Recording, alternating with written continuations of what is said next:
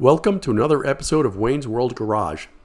In this episode, we're going to have a walk around of the 1956 Dodge flat fender power wagon and a drive around to the Anne Arundel County Fair. I hope you enjoy this video. Please hit subscribe and give it a thumbs up. The drive starts about halfway through the video. A couple of you guys wanted to see a little bit more of the 1956 Dodge power wagon, so here you go. I did a video on this before, but here's a little bit more details. It's born in 1956. Originally it was an orange truck. Now it's painted a Chrysler blue from a 2009 paint. It's base coat, clear coat. Tires, 37 inches tall. They're radial tires made by Michelin's. They're 11.0 by 16s. So this has 16-inch rims. The rims are two-piece rims. They're split rims. Hard to get people to work on them. On the front of the truck, we have a Braden, a 10,000-pound winch. It's an MU2 winch. We don't use it very much, that's for sure. This has a square top carburetor sitting on top of the L-head 230 cubic inch engine. The engine we pulled out, of course, we rebored it, put a new camshaft in it, new crankshaft, because the crankshaft was cracked, and it runs pretty well. The main bearings for the crankshaft, the rod and the rod bearings are 20 thousandths under. So what's unusual about this is we have the King Sealy governor on this, and thanks to Clint Dixon, who helped me get this thing set up and running. I don't run it with a fan belt on it because it's just going to wear the thing out, but the King Sealy governor is probably one of the rarest things around for this device, and it regulates the engine speed when you're running the rear power takeoff, and I'll talk about that later. The 230 cubic inch engine, again, it's a flathead. It's only 100 horsepower. The cam we put in it's supposed to be a modified cam, but it still only puts out 110 horsepower. Walking around the front of it, the paint's in good shape. East Coast Hot Rod Shop guys did a nice job redoing some of it, because I've had it for almost 10 years now, and they did a lot of the paint work on it just to touch it up. Other modifications I did is I changed the oil filter, because it had this little sock thing you had to stuff in this canister, which that was a pain in the neck. And right here I have an external reservoir for the brake fluid, because the master cylinder is really hard to reach, okay, and it holds about 2 ounces of brake fluid. So after 2 pumps, you're out of brake fluid, you're pumping air in the system. The other thing we did is we put the Pertronix ignition on here, and the Pertronix works really well. It's rock solid, it's reliable. I wouldn't do anything but that in a modern engine today. That's really the only modifications to this engine. It's pretty stock. We do have what's called a Laycock overdrive I put in it. And I'll see if we can get a picture of a Laycock overdrive. Can't even see it.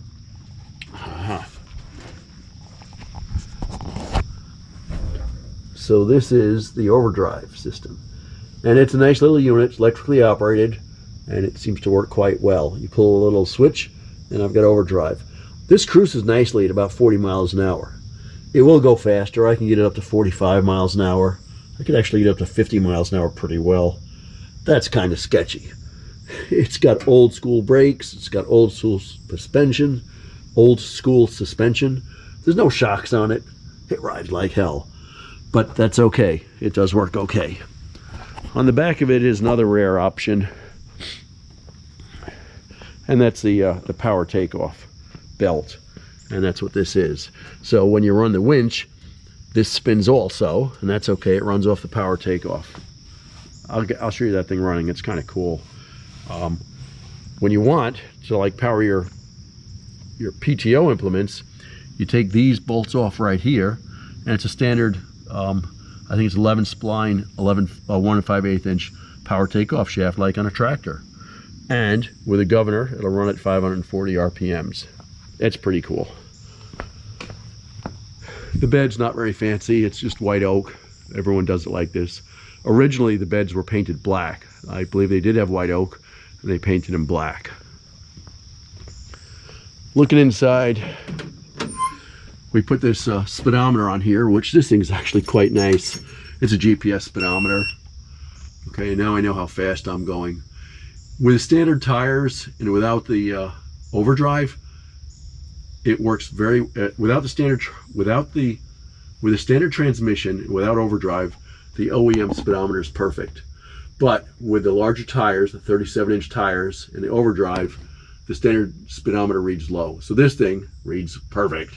And let's see here, what else we have. Here are the controls. This is for the winch, forward and backward. Gear shift lever, of course, for to shift gears. It's a 4-speed transmission. This is for the overdrive. Pull it out and you're in go fast mode. And controls over here, we've got parking brake, high range and low range, and 4-wheel drive and non-4-wheel drive. On this side, we've got the speed for the engine governor.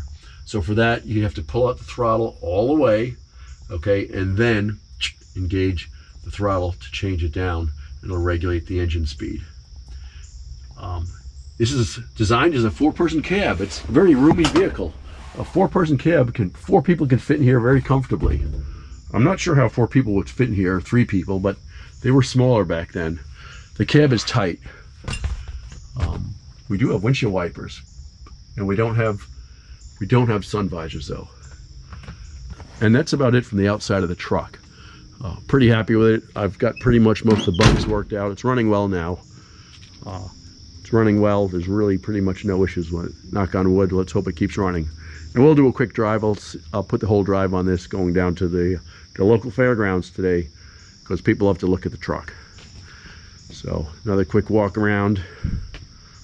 It does look good with these tires on it, right, Coco? The tires, I said, they're 37-inch tires. The tire's a little bit taller than usual. There's no issues with them scraping or fitting. They look well. Actually, these tires look really nice. It's just a little bit harder to get inside of it. This is a reproduction tailgate, because the OEM tailgate that was on it was not OEM. That was aftermarket, because probably somebody smashed it. But thanks to the folks who make these things, they've got beautiful tailgates now, which are equivalent to OEM. And I think that's about it. There's a little quick walk around.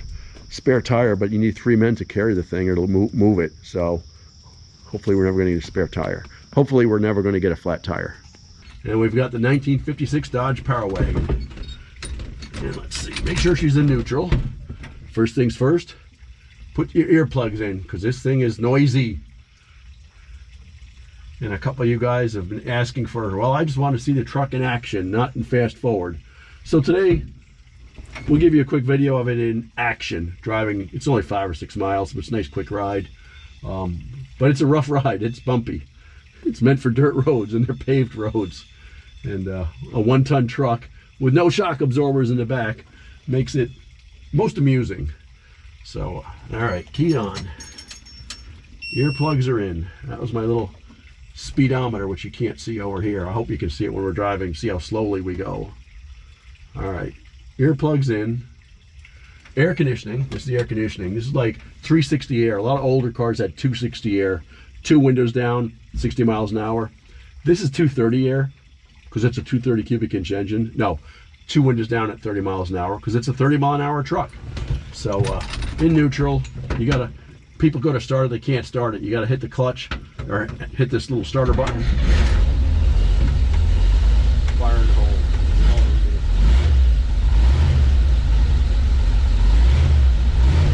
Choke, what is the choke for? All right, park and brake off. I think we're ready to rock and roll. We're gonna sip of water and we'll be 100%.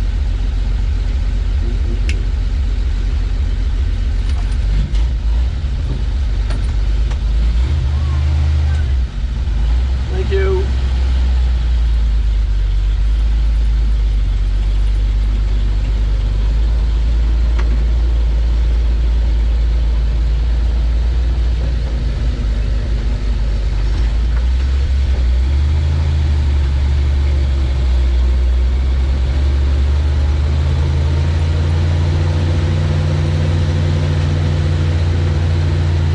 Talking when it's going on, but it's pretty much a waste of my time. But I will look towards the camera and speak.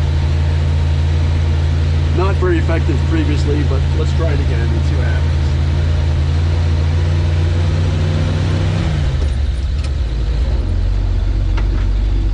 583 gears means it doesn't go real fast, but the 37-inch tires make it sort of like it's already starting out in second or third gear.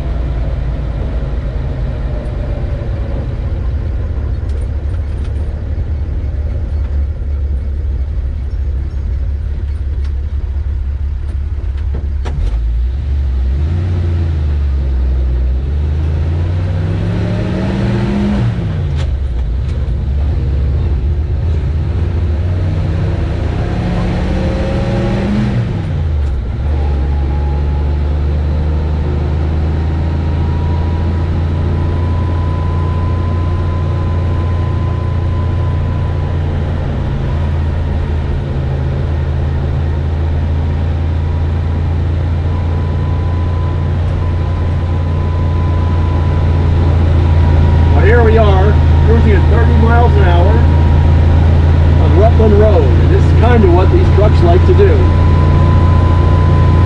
We can make them go 45 or 50, and it supposedly goes 52, but with an unbalanced drivetrain, bias ply tires, 52 miles an hour is scary as shit.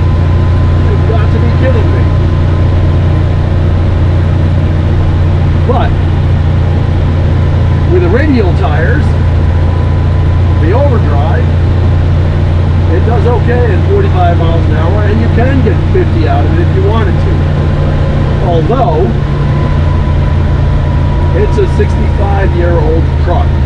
So, going anything more than 40 miles an hour, in my opinion, is somewhat sketchy. So you gotta go slow, take your time. So remember, this is back in the 50s and 40s and 60s. They made them up to 1968. The goal was not to get there quicker than your neighbor. Not everybody thought they were a NASCAR driver. And people just took their time a little bit more. And that's what we're going to do today. We'll take our time, 30, we'll hit 40 miles an hour. But I'm not in a rush, and I'm not going to floor it. There's no use in pushing anything that hard. Now, when we rebuilt this engine, we did balance the moving assembly. So all the pistons were balanced, the crankshaft was balanced. It does run smoothly.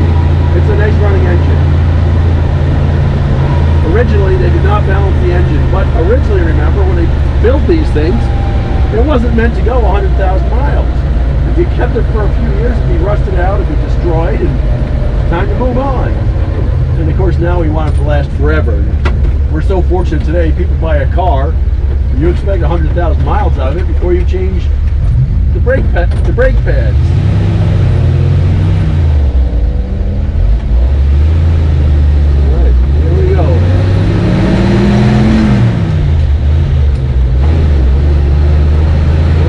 Road, Route 450.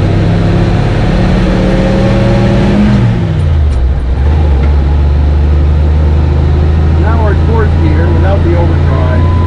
And without the overdrive, with the 37-inch tires, which I really like, I've told you that 6 times already, they're radial tires, this cruises nicely at 35 miles an hour, 30 to 40. Now the BMW M3 behind me, he's a little bit frustrated, but that's nothing I can do about that. So have a good day, buddy. And this turn up here says 25 miles an hour. Well, in the BMW, we can do it at 75. But in this car, we're going to do it closer to 30. So we're going to slow down a little bit.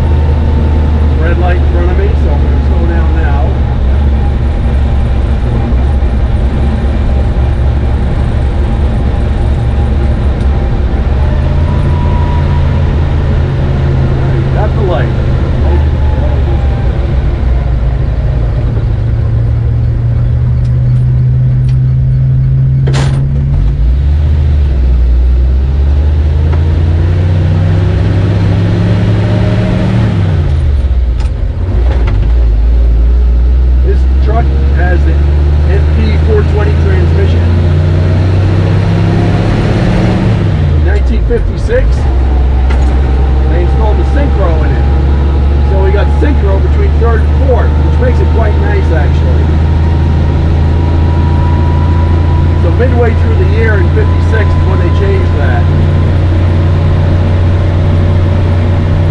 They also changed it to a 12-volt system. So stock OEM original equipment just had a 12-volt battery in it. If you bought it 6 months prior, you would have had a 6-volt battery in it and a non-synchro transmission, which requires double clutching. and that's a whole nother story. Most of the snowflakes today can't even use a clutch. Double clutching, oh my word, what are they going to do?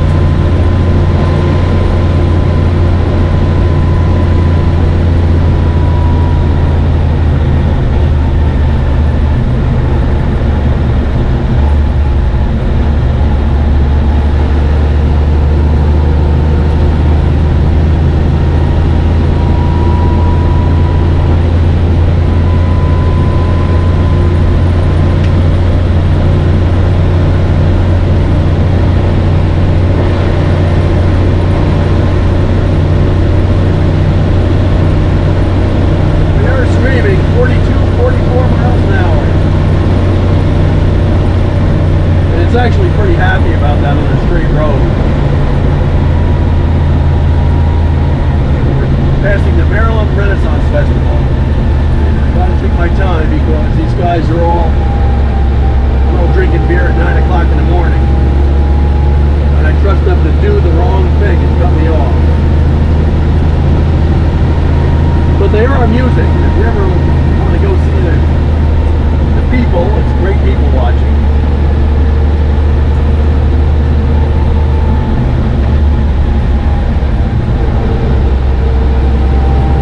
Good for the Renaissance Festival. There'll be 25 more times more people. There'll be 25 times more people at the Maryland Renaissance Festival than there will be at the Anne Arundel County Fair. My, how times have changed. Well, it's a well-run event. They've done a good job drawing in big crowds.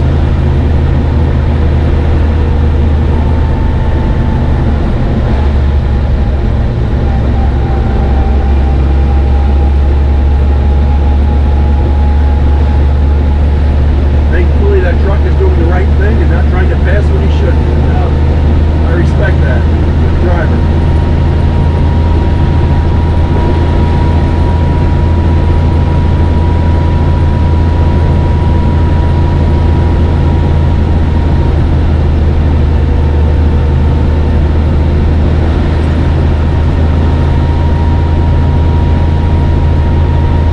Thanks for watching another episode of Wayne's World Garage.